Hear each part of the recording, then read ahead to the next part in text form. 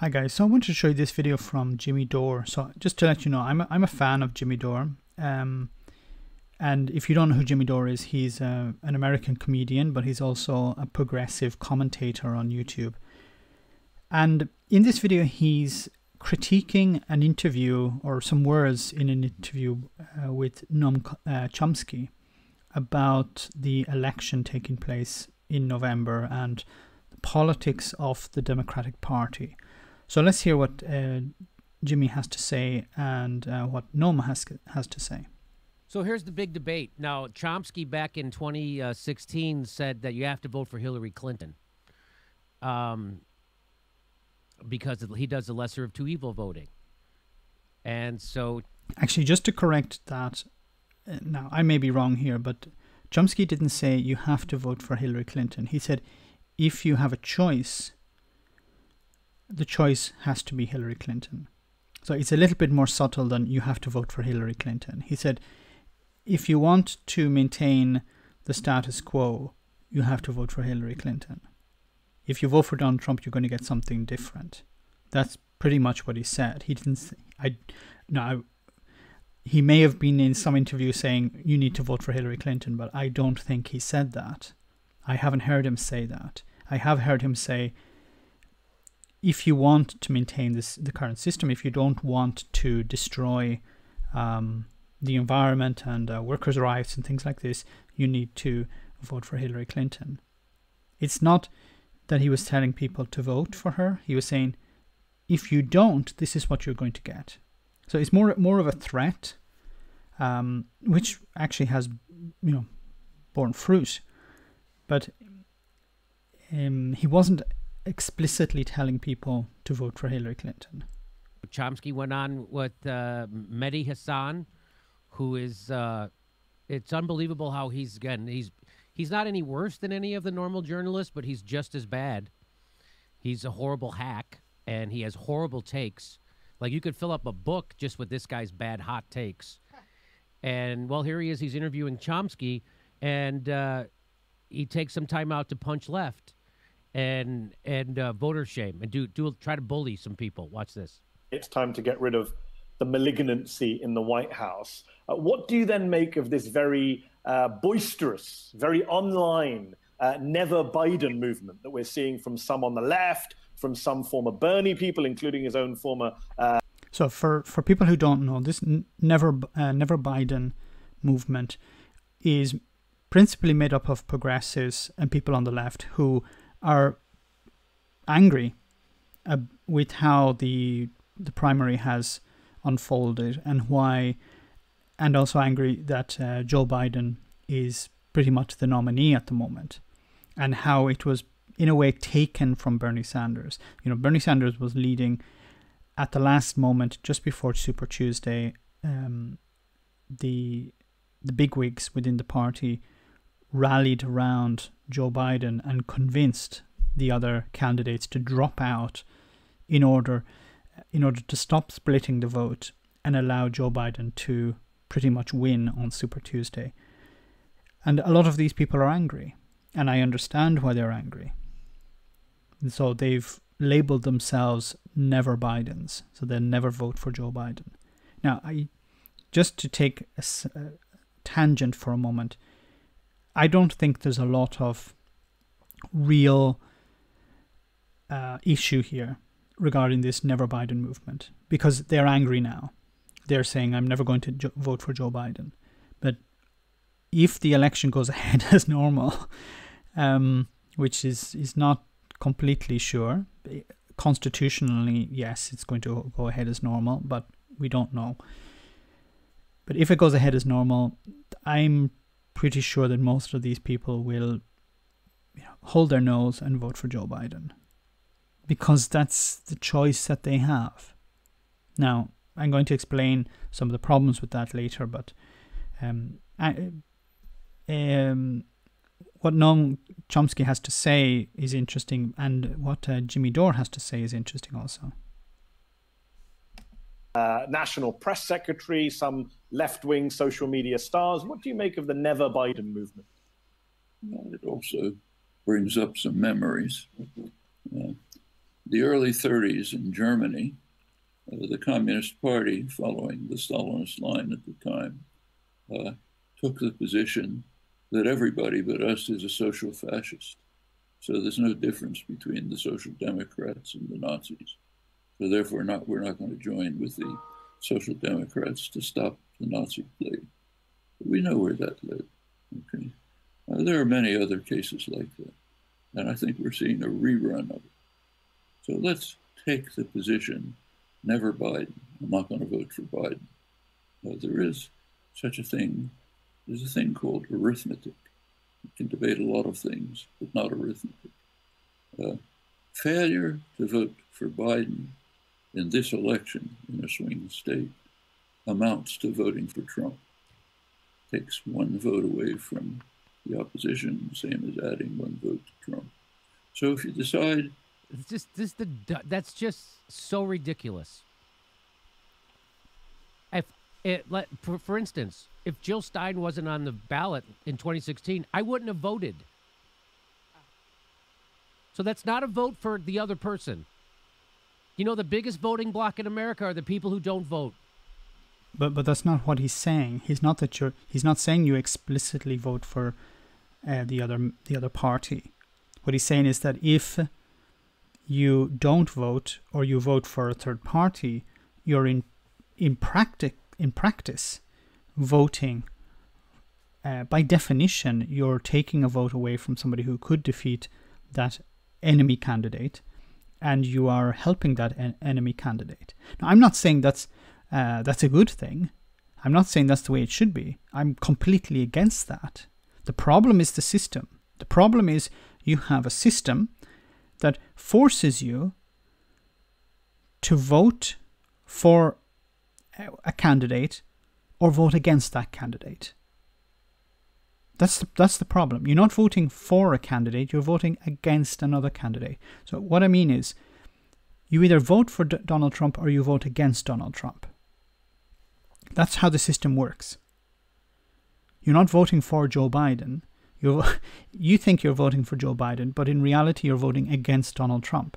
So if you don't vote, the system registers your non-voting, in a way, as a vote for the incumbent. And this is the problem of the system. It's not a problem of the people who vote or don't vote. They really don't have a choice. They're either voting against Trump or they're voting for Trump. That's it at the end of the day. So people, if you're voting for Jill Stein, you're voting for Donald Trump. You're supporting Donald Trump. Not because I have anything against Jill Stein. It's because she doesn't have a hope. Because the system is designed that way. The system is designed to have two parties. They have managed it perfectly. We have a two-party system. You either vote for one party or you vote against that party.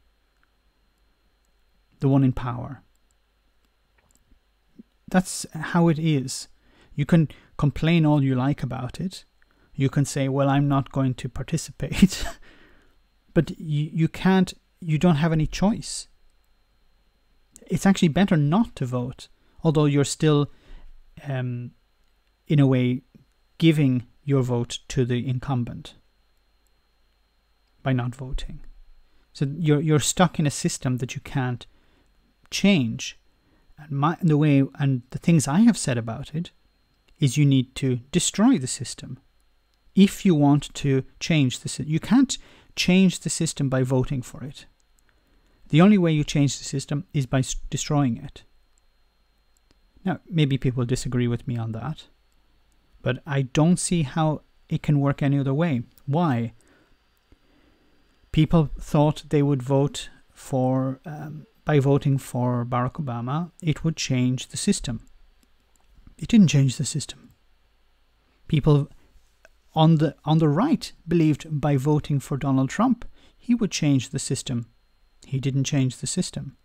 People like Jimmy and progressives believed, well, if we vote for Bernie Sanders, he can have a chance to win and he can change the system. Well, he didn't win. The system kept him out.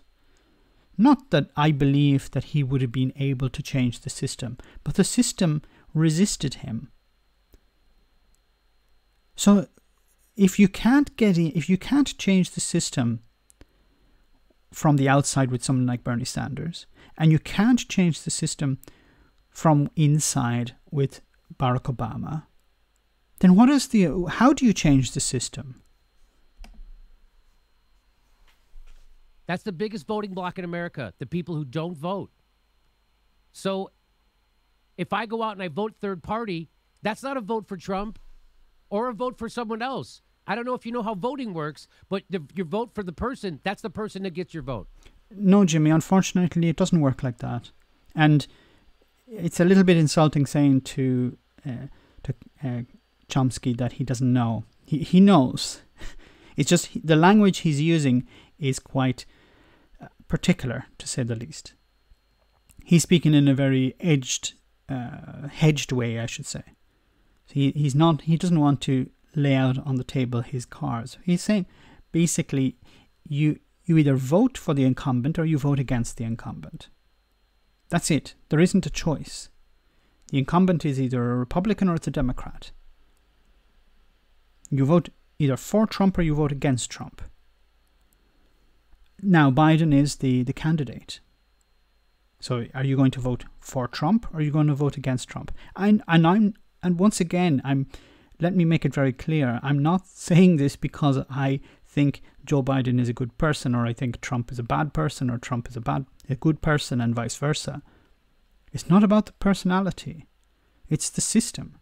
The system is designed to have an incumbent and a challenger. The challenger is against the incumbent. You vote either for the incumbent or you vote against the incumbent. Anyone else doesn't have any power. Jill Stein made zero impact on the system. She, in a way, she sort of helped the system by demonstrating that she had no power. That she got something like 6% of the vote or 9% of the vote. No third party has ever really challenged the system. Now you could say Ross Perot, I think it was in 1992, he may have challenged the system, but he didn't break it. It went back, it was maybe put a bit out of shape, but it rumbled ahead, it rumbled on. And the system is much stronger today than it was in 1992, ironically. Now, if you want to change the system and make it a ranked choice voting system, I'm all for that too. Guess who's not for that? The Democrats. Even a ranked choice voting system isn't going to change the system. And you need to destroy the entire system. Ranked choice voting will give the impression that you have some more power. But the system will not allow something like that. Or if it does, it will be in a very controlled way. It will be, let's give the public a few crumbs. Let's give the voters the impression that they have some power. Unfortunately, they don't. They either vote for the incumbent or they vote against the incumbent. If you have a ranked choice voting, maybe you'll have some more democracy, but you won't have dented the system. Who's not for it? Joe Biden. Guess what he gets then? He gets to lose again. And it doesn't matter.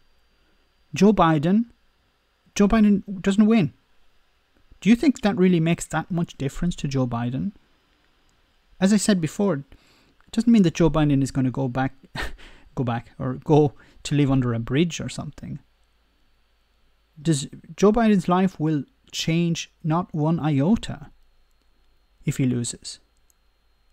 Maybe if he won, some things would change for him personally. But the system would be intact. Joe Biden wouldn't change the system in the same way that Donald Trump hasn't changed the system. In the same way that Barack Obama didn't change the system. So even if you have ranked choice voting and you have the choice of another candidate, it probably in a way could actually empower the incumbent, because it would split the vote of between the second and third candidates in a more even way. It would help change the party, but it wouldn't change the system. And I love this, but this whole, I'm going to break down all of his bad logic here in a second, but we'll keep going. You want to vote for the destruction of organized human life on Earth, for the sharp increase in threat of nuclear war, for stuffing the judiciary with. He's just making the stuff up. He's just making that we're going to increase the likelihood of a nuclear war. Yeah, you know why? Because the Democrats have McCarthy red-baited the president and attacked him from the right nonstop for 4 straight years. It's the Democrats who wanted Trump to be more bellicose and saber-rattling with the Russians, not the Republicans. Okay, but you're not going to see, and maybe Jimmy is right here, and I'm definitely not going to defend the Democratic Party. They're completely corrupt, and they're completely hackery. They're complete hacks in the way that they regard, if Hillary Clinton was saying Russia is terrible, they would say, yeah, Russia is terrible. But if she says the next day Russia is good, yeah, Russia is good. They're just the same as the Republicans in a way that they will follow the leader in whatever direction the leader goes. But on the other side, you have to give them credit, and Obama credit, regarding what happened with Iran. Now, the situation in Iran was extremely serious, and he reduced the tensions there and improved the situation in a way that I applaud him. Him as a politician, him as a leader. This is nothing to do with the system. This is to do with what he did as a president. Now, there was a risk that there could have been war between, for example, Iran and Saudi Arabia.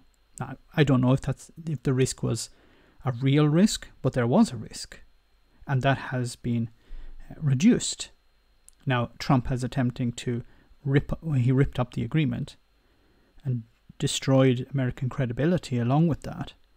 But at the same time, the situation with Iran, now we're under a different crisis, but if this crisis hadn't come along, perhaps the situation with Iran would be becoming much more dangerous. But we have to commend Obama for that. So Chomsky is not wrong about the risk of another war. You're focusing, Jimmy, on Russia, but there are other countries around the world that are not friendly towards the US. But I don't think Russia really is the issue from a nuclear point of view.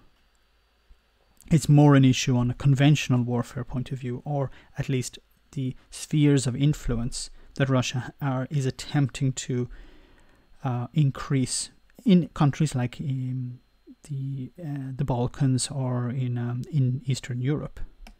Republicans, it was the Democrats. So this whole logic is just backwards. Young lawyers will make it impossible to do anything for a generation, then do it openly. Okay, say, yeah, that's what I want. But that's the meaning of never Biden.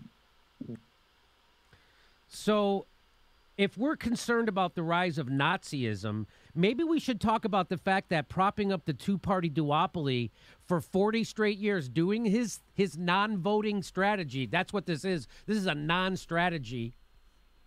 His idea to do exactly what Hillary Clinton and the Center for American Progress and Chuck Schumer and Nancy Pelosi want you to do, and all their donors want you to do, he's doing it. He's saying, yeah, the Pied Piper theory works. Trump is so horrible, we have to vote for someone who's equally horrible. And by the way, Joe Biden is to the right of Donald Trump. Just so you know, when it comes to war, Joe Biden's to the right of Donald Trump. When it comes to health, in a way, yes. I can't disagree on that. But this is a critique of policy. But you started off with the critique of the system. the system creates people like Joe Biden and Donald Trump and Hillary Clinton, because it wants, in a way, it wants people who are friendly to the system. So you're not going to get people who are anti-system elected. And we've seen that with Bernie Sanders.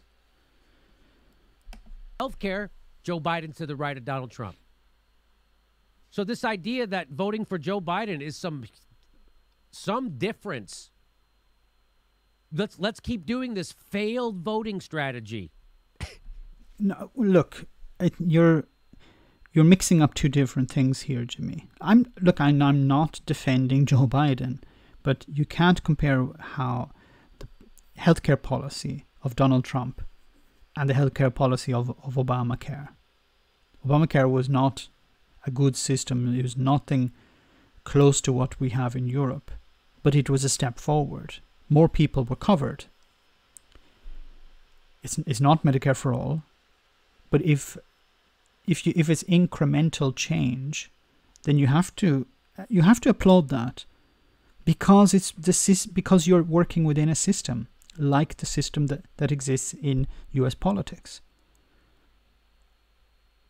You can't expect the system to change by itself, the system to roll over and die, because it's not going to do that.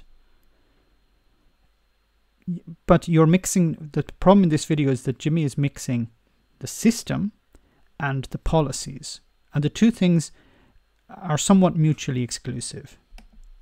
That guy. So every time you do the lesser of two evil, you move a little. The Democratic Party moves to the right, and then it keeps moving to the right, and now the Democratic Party is a full-blown party of war and Wall Street, full-blown, and fossil fuels. Barack Obama bragged that they got more fossil fuels out of the earth during his presidency than any other time. This idea that there's a difference. Barack Obama bombed Muslims for 8 straight years, which is why there were Muslim refugees, Arab refugees at our airports. Because Barack Obama, as I said, was part of the system. The policies you get, some of them will be good, some of them will not be good. But they'll never diverge from the system. And you can complain all you like about it, but that's the system that exists. If you want something different, you have to remove the system. This is just a crazy idea. This idea that somehow this voting for a Republican over Joe Biden is the equivalent of voting for a Nazi over a good person. That's not your choice. You have a choice of 2 Nazis. Look, I think, and I'm overly defending Chomsky here, but what he said is that's the direction it will go. That people had a choice between this one, and probably Nazi Germany was not the best example to use, because Donald Trump is not that. And unfortunately, I think the US is, in a way, protected from that type of scenario. We've seen that Donald Trump hasn't been able to do everything that he wants. And maybe it's because he's so dysfunctional, or because the system doesn't allow him, or it's a combination of both. So, yeah, I think it's hyperbolic in a way to use examples like Nazi Germany. Now, maybe it's because Chomsky is extremely worried about the future of humanity when you have someone like Trump in charge. Not so much that you're going to have black-shirted goons marching in the streets, which you actually had, and Donald Trump said there are good people on both sides. But aside from that, it's not something sanctioned by the state. There's a lot of crap going on, but the US is not a failed state at this stage. Joe Biden is the guy who took away our civil liberties. Joe Biden is the guy who helped explode our prison population. Joe Biden is the guy who helped deregulate Wall Street. Joe Biden is the guy who helped cut the legs out from underneath unions. Joe Biden is the guy who made it harder for... And I agree with all of that. But the choice is not voting for Joe Biden. It's against the incumbent. And that is Donald Trump. Maybe I'm wrong here. Maybe I'm looking at this in the wrong way. But you don't vote. The system doesn't allow you to vote for something. You vote. Sorry, I should rephrase that. It doesn't allow you to vote for Joe Biden. You either vote for Donald Trump or you vote against Donald Trump. That's it. And then if you vote against Donald Trump, it's insufficient numbers. Donald Trump is removed, and then you have a new incumbent. And then in 4 years' time, you'll vote either for him or against him. People get the impression that they're voting for Joe Biden. But you're not. You're voting against Donald Trump. Poor people in dire circumstances, in the most vulnerable times in their life, to not be able to declare bankruptcy. Joe Biden did that. Joe Biden kicked 5.1 million families out of their house that last time there was a recession. This idea is just made up. This is just making it up. I know, but and I agree. These are terrible things that Joe Biden has done. Joe Biden doesn't deserve a vote. But you're not voting for Joe Biden. You're voting against Donald Trump.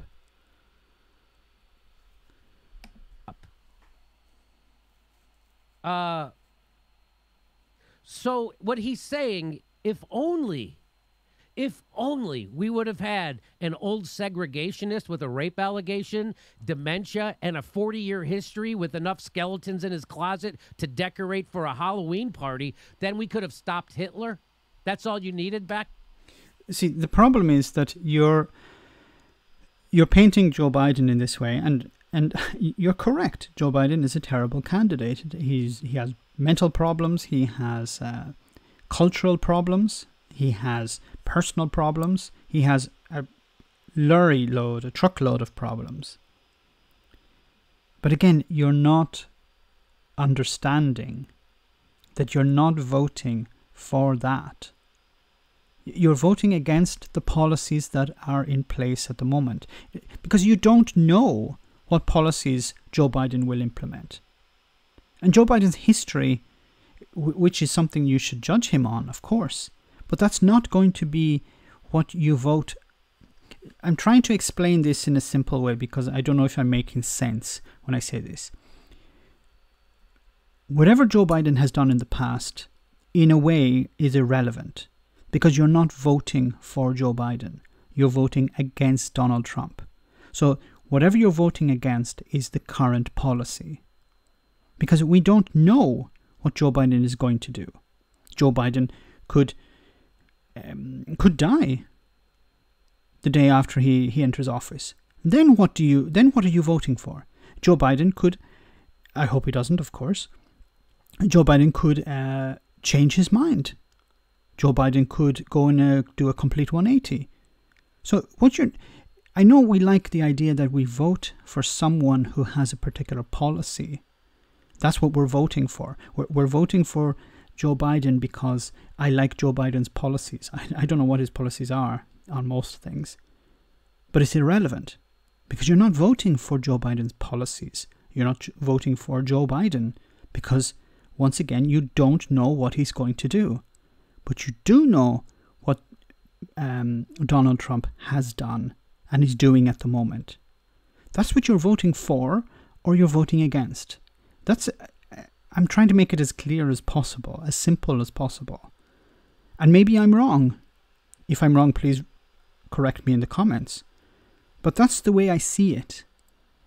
You're not voting for Joe Biden. You're voting either for Donald Trump or against Donald Trump, because that's the policies you're looking at the moment from that politician. Now, the system argument is completely irrelevant to that, because the system will not change. Because by voting, you're in a way voting for the system. Either if you're the only way that you're not voting for the system is if you're out on the street burning stuff down. That's the only way you're not voting for the system.